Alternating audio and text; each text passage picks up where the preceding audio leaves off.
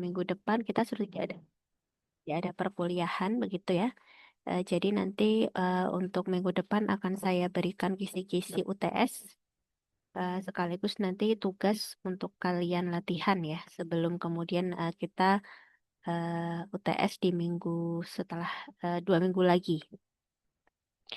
Nah ya untuk yang materi logika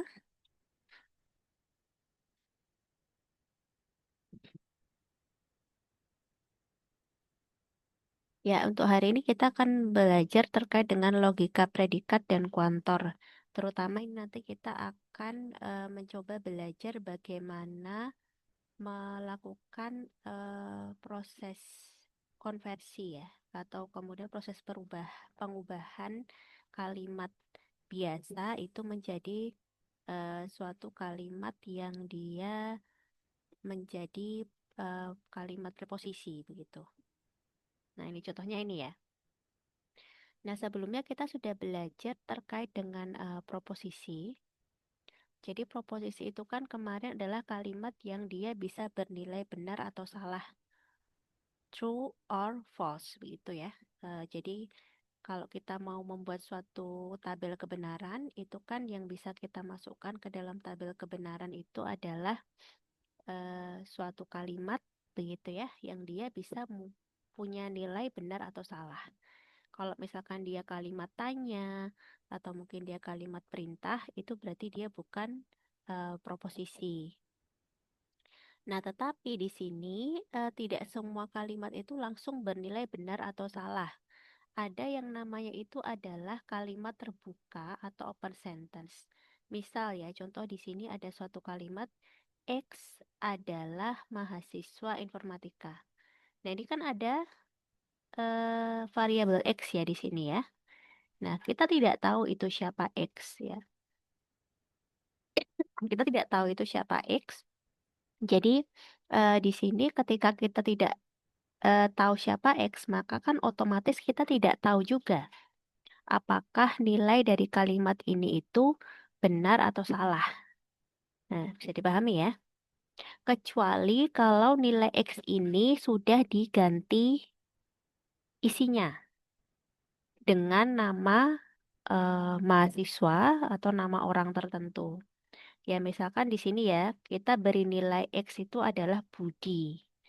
Nah, kemudian kan X diganti kata Budi, berarti kalimatnya menjadi Budi adalah mahasiswa informatika.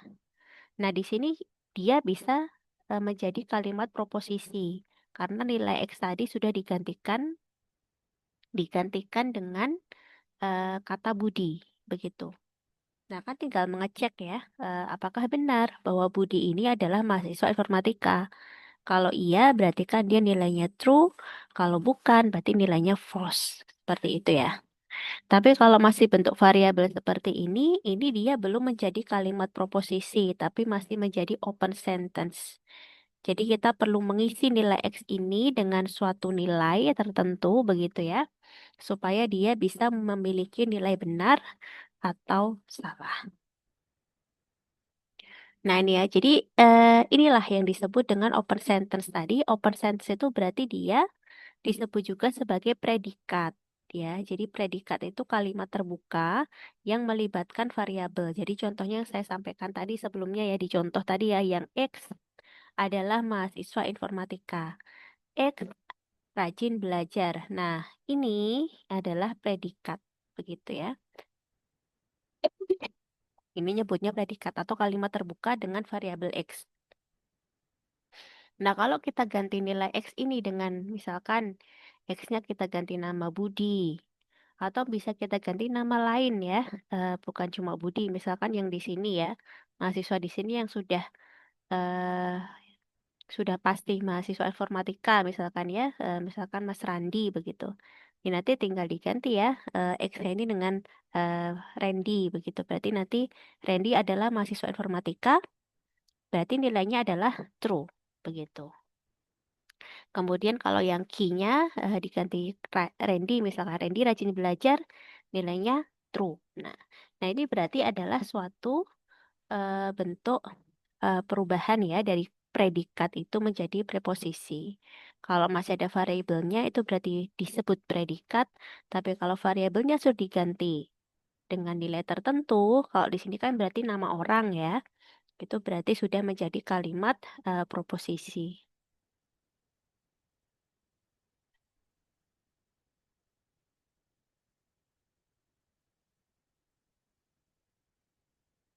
Nah, kemudian yang berikutnya adalah domain. Domain ini adalah himpunan nilai ya, himpunan semua nilai yang mungkin untuk variabel X begitu. Misalkan contoh, domain mahasiswa di kampus.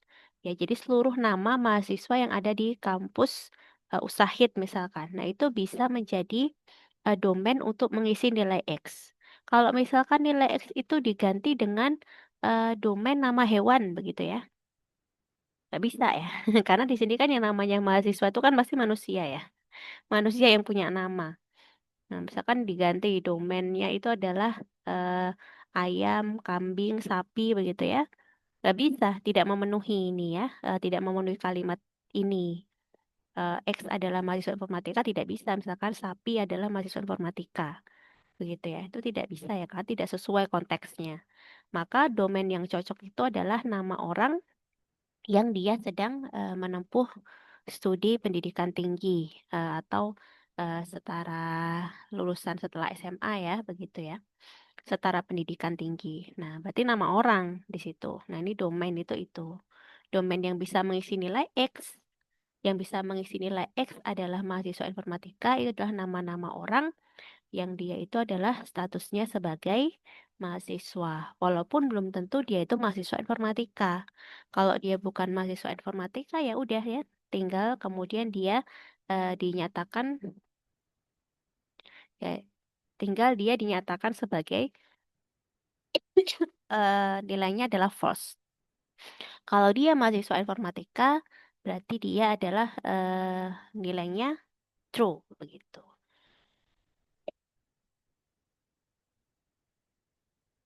Nah, jadi ini nilai X ini bisa diganti Budi, bisa diganti Sari. Ini contoh aja ya. Bisa diganti Rina, bisa diganti Andi. Nah, kemudian yang berikutnya adalah ada yang disebut sebagai kuantor ya. Yang pertama adalah kuantor universal. Nah, kalau kuantor universal ini dia melibatkan kata semua ya, semua atau setiap begitu ya. Berarti tidak ada pengecualian. Ya, semua itu kan berarti ya semuanya ya. Semua mahasiswa, apakah setiap mahasiswa begitu. Nah, simbolnya bisa diperhatikan ya. Untuk yang kuantor universal, dia simbolnya adalah A terbalik.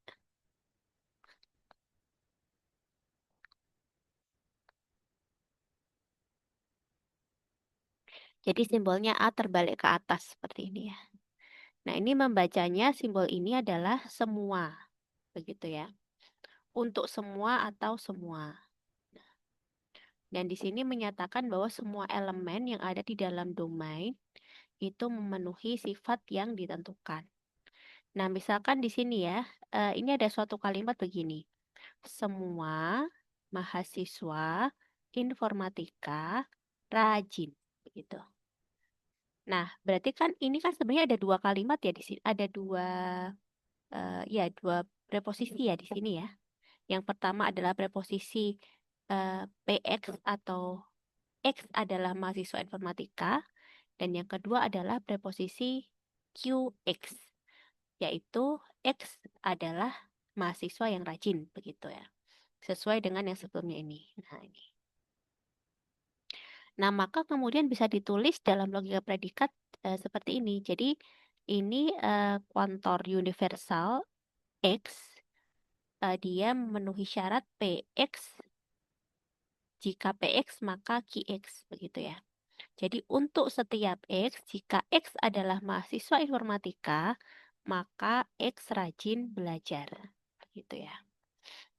Nah, jadi di sini diperhatikan ya, ini untuk kalimat ini itu ada dua ya, ada dua preposisinya, yaitu sesuai dengan yang sebelumnya ini ya. Jadi mahasiswa informatika dan yang kedua adalah yang P-nya adalah mahasiswa informatika, kemudian yang Q-nya itu adalah rajin. Nah, jadi mungkin ini saya tambah aja rajin belajar supaya sama. Sebentar.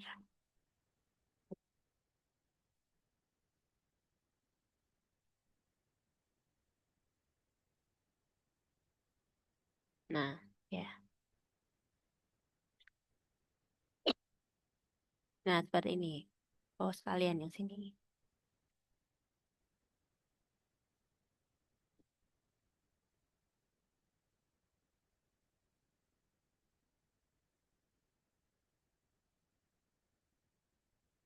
Nah, begini ya. Jadi, semua mahasiswa informatika rajin belajar itu ada dua preposisi, yaitu P.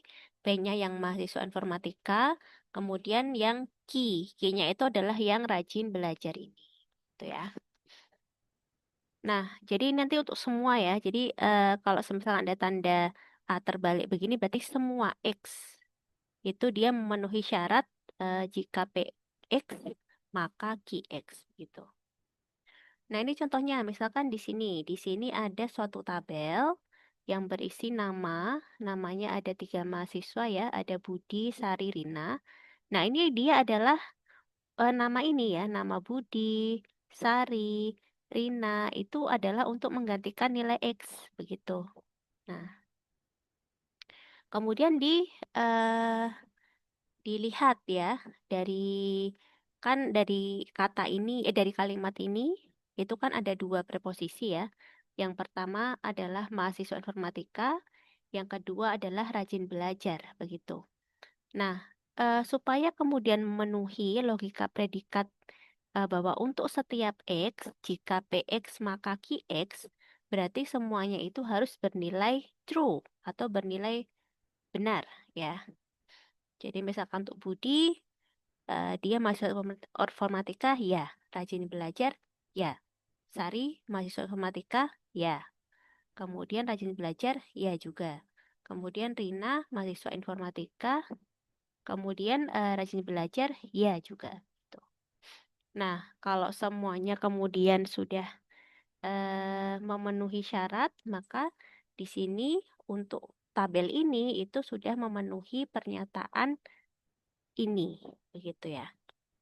Jadi semua mahasiswa memenuhi pernyataan ini berarti benar, begitu. Ya, bisa dipahami ya ini ya. Oke. Jadi nanti kita akan belajar bagaimana kemudian kalimat ini ya, itu kita simbolkan ke dalam logika predikat. Nah, kita harus paham ini ya, harus bisa ya ini ya. Nanti ya. Nanti kita juga akan belajar untuk kemudian bagaimana merumuskannya atau kemudian membuat formulanya di spreadsheet.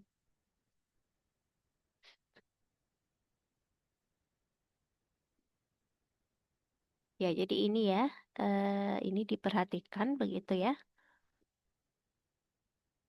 Nah, kemudian yang berikutnya tadi kuantor universal, yang kedua ini adalah kuantor eksistensial. Jadi kalau yang eksistensial ini bedanya sama yang universal. Kalau universal itu kan universal itu kan semua ya, semuanya menyeluruh, eh, tidak terkecuali. Tapi kalau eksistensial itu yang penting ada atau setidaknya satu, begitu. Nah, simbolnya adalah kalau yang universal tadi kan A kebalik. Kalau yang eksistensial itu E tapi kebalik, begitu ya. Nah, ini dibacanya adalah ada atau setidaknya satu. Jadi, untuk menyatakan bahwa setidaknya ada paling sedikit itu satu elemen dalam domain yang memenuhi sifat tertentu. Nah, misalkan ada mahasiswa informatika yang rajin belajar. Belajar ya.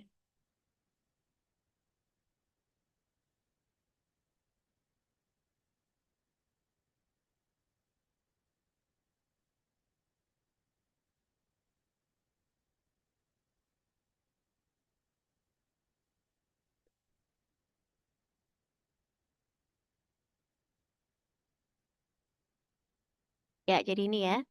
Jadi kembali lagi nih untuk simboliknya itu adalah eh, ada X begitu ya. Ya, jadi ada X yang memenuhi bahwa PX ya itu ini apa simbol apa? Disjungsi ya. Ya, jadi simbol dan ya. Dan juga QX. Berarti ada mahasiswa informatika itu yang rajin belajar. Berarti ada X yang merupakan mahasiswa informatika dan dia juga rajin belajar begitu. Nah, kita misalkan punya ini, punya dataset tadi ya, dataset tadi ada Budi, Sari, Rina, kita mau mengecek dari ketiga data ini manakah yang memenuhi logika predikat yang tadi. Dicek ya, berarti kan kalau kita melihat, kita harus mencari mahasiswa informatika yang dia itu rajin belajar, begitu ya. Nah, di sini ada Budi, Sari, sama Rina. Yang mahasiswa informatika hanya Budi dan Sari. Tapi yang rajin belajar cuma Sari. Nah, berarti hanya Sari saja yang memenuhi pernyataan benar, begitu. Kalau yang eksistensial itu kan setidaknya satu, begitu ya. Ada atau setidaknya satu. Yang kemudian dari semua domain ini dia memenuhi syarat. Nah, ini berarti benar ya. Kalau untuk yang dataset ini berarti memenuhi syarat untuk eksistensial, tapi tidak memenuhi syarat untuk yang universal. Karena kalau yang universal itu harus semuanya ya, ya, ya, ya, begitu ya. Tapi kalau untuk yang eksistensial itu setidaknya ada satu, ya. Satu dataset atau kemudian satu data yang memenuhi syarat logika predikat yang diminta. Ada itu kan setidaknya ada satu begitu ya. Mahasiswa informatika yang rajin belajar. Nah, jadi ini ya. Ini adalah logika predikat begitu ya. Yang perlu dipahami atau kemudian perlu diingat-ingat itu adalah terkait dengan kuantor ini ya. Jadi ada dua kuantor. Yang pertama universal, itu mewakili semua. Kemudian yang satu lagi adalah eksistensial. Kalau yang eksistensial itu berarti ada, begitu, ada atau setidaknya satu yang memenuhi syarat, begitu. Nah ini juga kalian harus bisa melakukan ini ya. Jadi bagaimana mentranslate kalimat sehari-hari itu ke dalam bentuk logika predikat dengan notasinya, begitu. Misalkan ya di sini,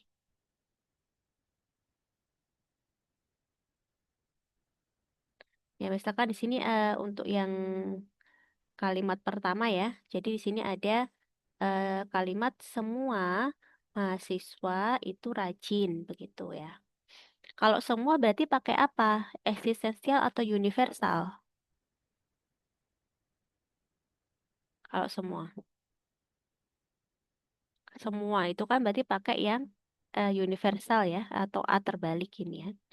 Jadi untuk eh, semua X itu mahasiswa, dia adalah mahasiswa dan dia juga rajin begitu ya. Jadi semua X jika dia mahasiswa maka rajin. Ya. Karena emang anak-anak usaha itu udah terkenal rajin loh ya di Solo ya. Sudah diakui kerajinannya ini. Ya, sebentar.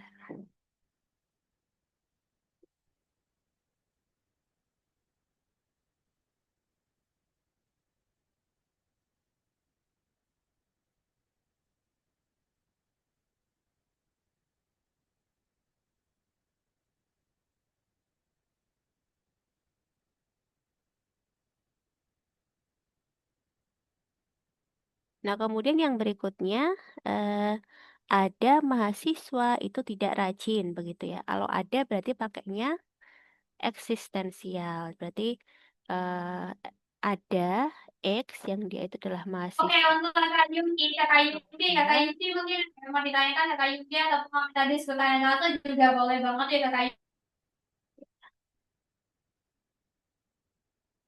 Jadi di sini ya ada mahasiswa tidak rajin berarti mahasiswa X dan nah ini tidak kan ada tidak ya. Berarti harus ada negasi. Rajinnya dinegasikan. Begitu. Kemudian semua dosen mengajar begitu ya. Semua berarti pakai universal. Jika dosen maka dia mengajar.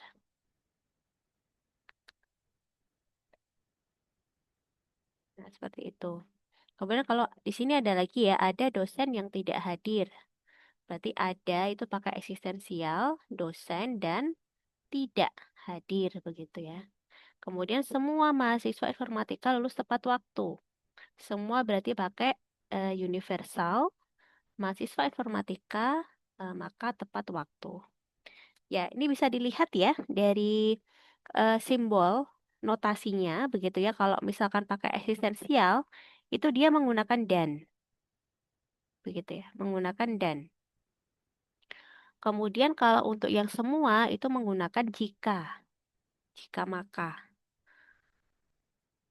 atau implikasi begitu ya.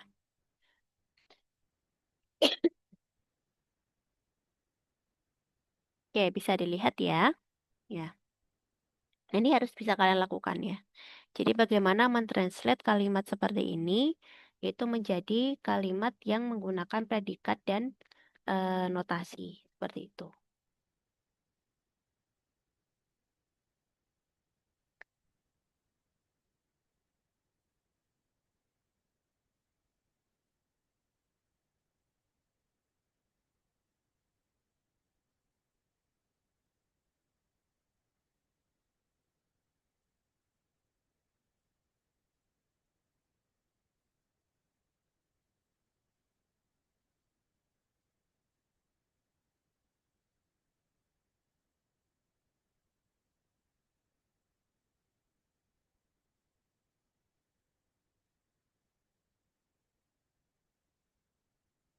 Oke, bisa dipahami ya.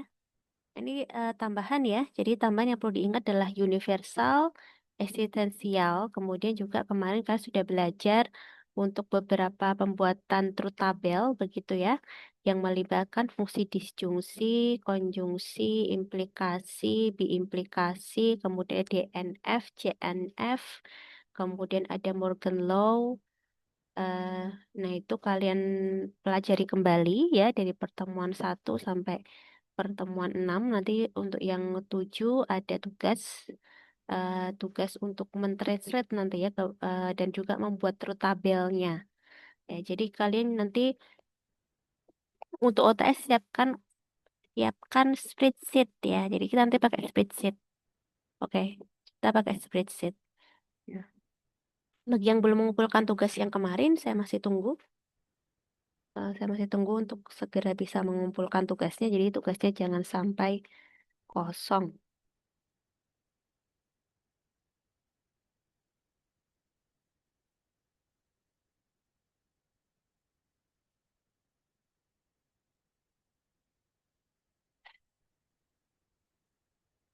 Ya, saya presentasi dulu ya.